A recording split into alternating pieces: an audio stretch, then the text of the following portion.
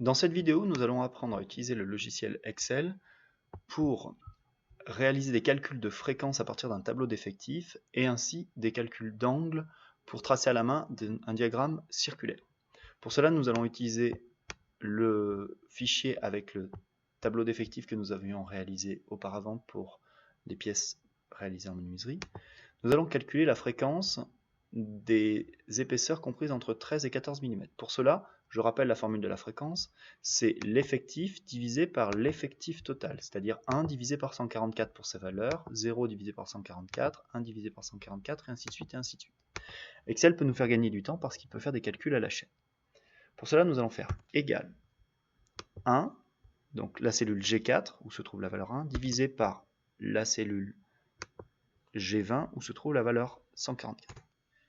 La valeur apparaît. Elle est automatiquement donnée en pourcentage. Pour cela, on peut modifier et revenir sur la valeur standard. Voilà. Si nous voulons revenir sur la valeur pourcentage, nous cliquons ici sur pourcentage. Voilà. Bien.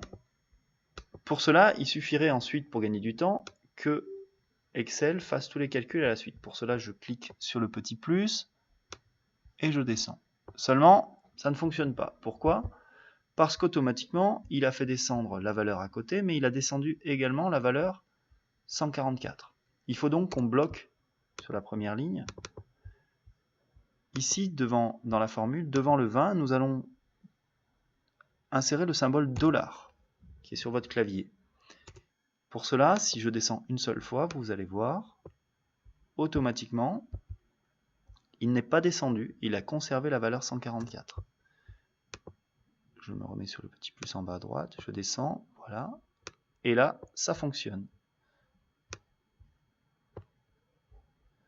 Vous voyez, à chaque fois, il a pris la valeur d'à côté divisée par toujours la cellule G20.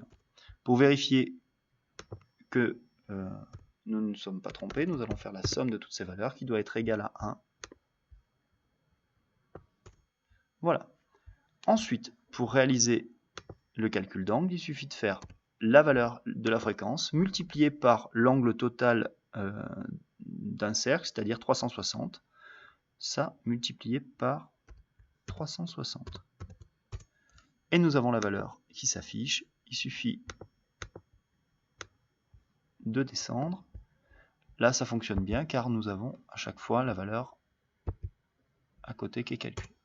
Et nous faisons la somme égale somme pour vérifier que l'angle total est bien égal à 360. Voilà, il vous suffit de réaliser ensuite le graphique avec les valeurs de ces angles-là. C'est terminé.